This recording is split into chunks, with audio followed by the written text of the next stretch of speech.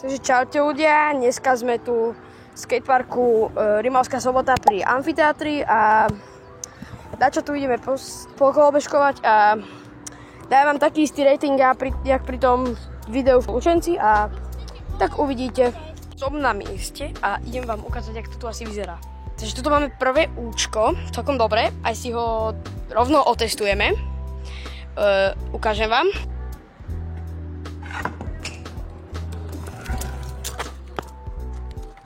Opísal by som, že dropuje sa toto účko celkom v pohode a je to akože dobré.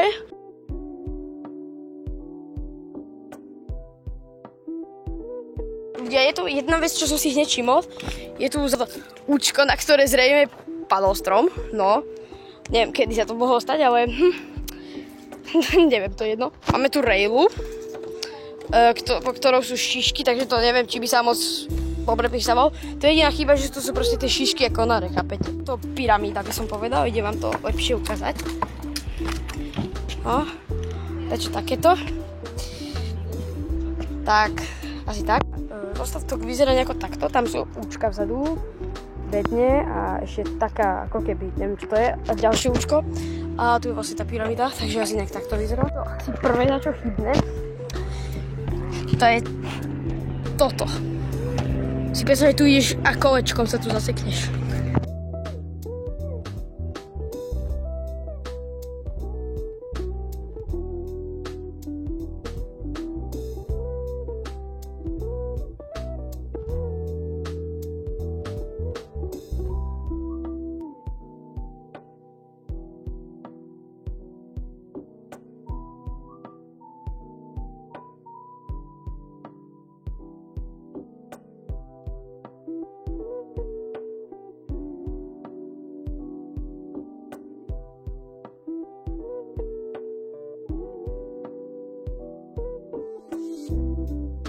Ešte jednu bedňu, ktorá je teraz mokrá, lebo ja som sa došiel po noci, keď pršalo, lebo ja to idem pretáčať, lebo v jeden deň som nestihol všetko natočiť.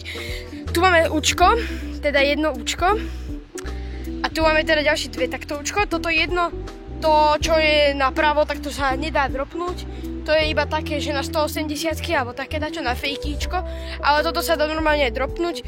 No je to účko, ale skôr taká rampa by som povedal. A my si ich teda otestujeme a to už asi bude aj všetko z tohto videa. To ukázať. Vidíte, vlastne tuto sa nedá dropovať to účko. A to tu len tak v podstate. Chápete? A toto je to takto, jak rampa.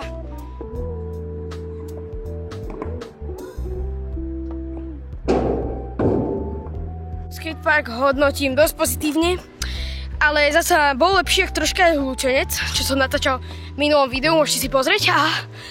Ale dávam mu 3,7 hviezdičky späť. Keby tá zadná časť je lepšie spravená, ale táto predná je dobrá, takže to bolo všetko a čaute.